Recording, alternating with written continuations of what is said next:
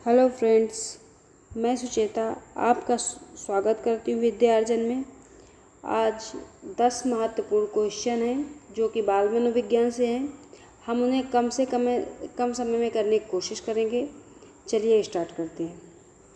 आधुनिक मनोविज्ञान का अर्थ क्या है? पहला क्वेश्चन तो इसमें पूछा है कि मन का अध्ययन, आत्मा का अध्ययन, व्यवहार का अध्ययन या शरीर का अध्ययन। तो यहाँ पर होगा व्यवहार का अध्ययन। आधुनिक मनोविज्ञान में व्यवहार का अध्ययन किया जाता है और इससे पहले जो था उसमें मनोविज्ञान में आत्मा का, फिर मन का, इस तरह करके फिर चेतना का, ऐसे चलते आया था।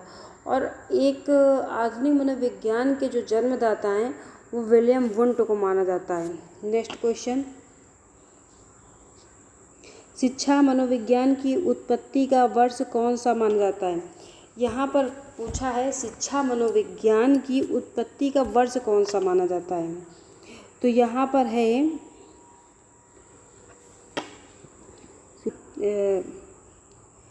कि जो उत्पत्ति है ये 1900 मानी जाती है, यानी कि शिक्षा मनोविज्ञान की उत्पत्ति का वर्ष 1900 है। और जो शिक्षा मनोविज्ञान की मतलब आधुनिक काल में जो शिक्षा मनोविज्ञान है उसके लिए स्टेने हॉल ने काफ़ी प्रयास किए थे। नेक्स्ट क्वेश्चन,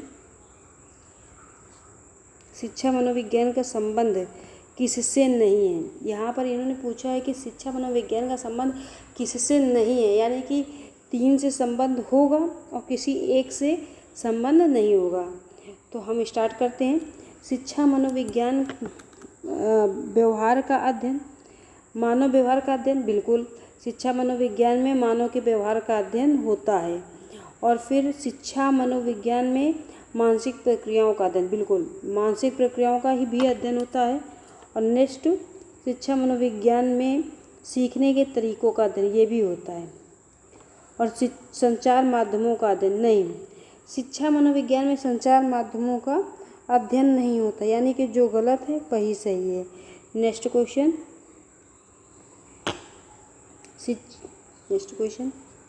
निम्नलिखित में से कौन शिक्षा मनोविज्ञान की प्रकृति है? कला, विज्ञान, विद्यात्मक विज्ञान, उपयुक्त में से कोई नहीं।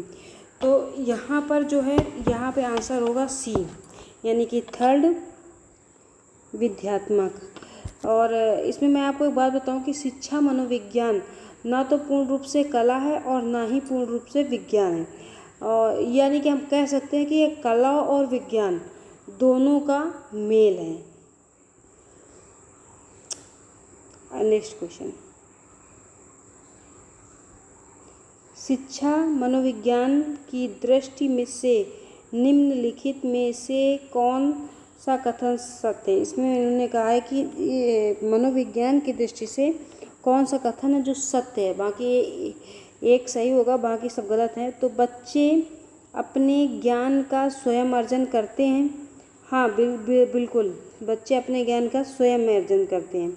विद्यालय में आने से पहले बच्चों को कोई पूर्व ज्ञान नहीं होता, नहीं, बच्चों को ऐसा नहीं कि बच्चों को कुछ भी नहीं आता है, बल्कि बच्चे अपने जो घर से और आसपास का जो वातावरण होता है उससे काफ़ी चीज़ें सीख लेते हैं। अधिगम प्रक्रिया में बच्चों को कष्ट होता है, बच्चों को कष्ट नहीं होता, सिखाने पर डिपेंड करता है। अब किसी बच्चे को मार के सिखाया जाएगा तो कष्ट होगा, लेकिन छोटे बच्चों को खेल खेल में सिखाया जाता है, जिससे कि उनको जल्दी समझ में आता है। बच्चे यथावत सीखते हैं और उन्हें पढ़ाया जाता है बच्चे यथावत नहीं सीख सकते। जो उन्हें पढ़ाया जाए वो बिल्कुल से वो लर्न कर लें या बिल्कुल से सीख लें तो फिर तो कंप्यूटर हो गए ना, तो ये नहीं होगा। इसमें पहला आंसर होगा। नेक्स्ट क्वेश्चन,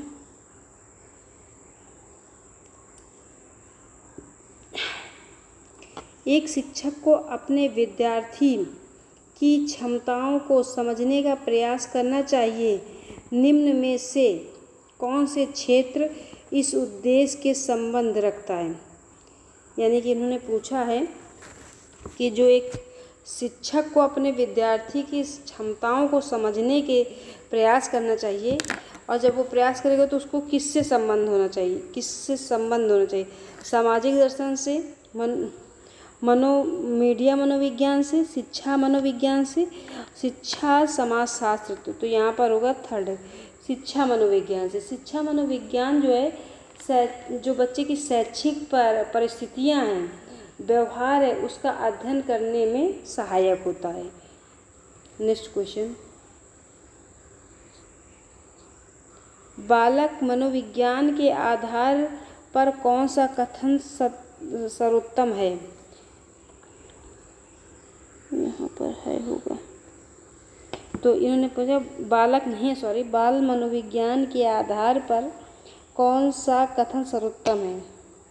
सारे बच्चे एक जैसे होते हैं, प्रत्येक बच्चा विशिष्ट होता है, कुछ बच्चे विशिष्ट होते हैं, कुछ बच्चे एक जैसे होते हैं, सारे बच्चे एक जैसे नहीं होते हैं। व्यक्ति विभिन्नता का जो चैप्टर है वो यही बताता है कि सारे बच्चे एक जैसे हैं। यहाँ तक कि जो एक माता पिता से जन्म लेते हैं बच्चे, वो भी एक जैसे नहीं होते हैं, यानी कि, और यहाँ तक कि जो बच्चे जुड़वा होते हैं ना, वो भी एक जैसे नहीं। तो सारे बच्चे एक जैसे नहीं होते हैं और प्रत्येक बच्चा विशिष्ट होता है। बिल्कुल अपने आप में हर एक बच्चा विशिष्ट है। यानी कि आप ये मान लीजिए, ज़रूरी नहीं कि कोई बच्चा पढ़ने में अच्छा नहीं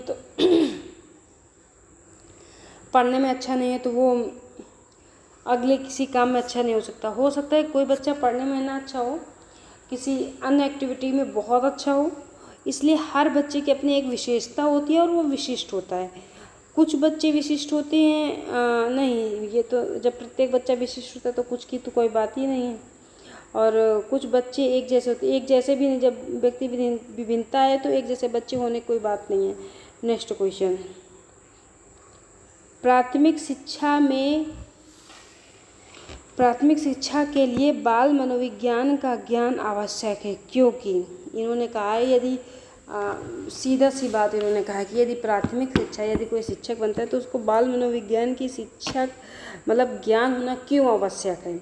आप एक शिक्षक के तौर पे सोचें, क्योंकि बच्चों को अनुशासित बनाने में सहायक होता है, या बच्चों को प्रेरित करने के लिए सुविधाजनक तरीका बन जाता है, या परीक्षा के परिणामों में उत्तीर्ण करना होता है, उन्नति करना होती है, या बच्चों के व्यवहार को समझने में शिक्षा न होना चाहिए, यहाँ पे शिक्षक की सहायता करता है। देखिए, पहला, बच्चे को अनुशासित बनाने में सहायता करता है, बिल्कुल गलत है, ये गलत है। बच्चों को प्रेरित करने के लिए सुविधाजनक तरीका बन जाता है, नहीं, ये भी गलत है। उन्नति, नहीं, ये भी नहीं गलत, ये सही है। यानी कि जो शिक्षक है, जब कोई भी शिक्षक है, बच्चे के व्यवहार को समझेगा, और जब समझेगा तभी वो उसको अच्छा पढ़ा पाएगा। तो वो सहायता करता है बच्चे को समझने में, शिक्षक की। नेक्स्ट क्वेश्चन, बाल मनोविज्ञान का केंद्र बिंदु क्या है? इन्होंने पूछा है बाल मनोविज्ञान का केंद्र बिंदु क्या है? एक अच्छा शिक्षक, बालक और प्रक्रिया, शिक्षण प्रक्रिया और विद्यालय। तो हम सभी जानते हैं कि बाल मनोविज्ञान के सेंटर में बालक हैं, बालक बाल मनोविज्ञान के सेंटर में है। नेक्स्ट क्वेश्चन, बाल मनोविज्ञान का क्षेत्र है केवल शैशवावस्था की विशेषताओं का अध्ययन, केवल गर्भावस्था की विशेषताओं का अध्ययन, केवल बाल्यावस्था की विशेषताओं का अध्ययन, गर्भावस्था किशोरावस्था की विशेषताओं का, गर्भावस्था से किशोरावस्था की विशेषताओं का अध्ययन। तो हम आपको एक बार बता दें कि सीटेट में अक्सर ये होता है, एक सेकेंड,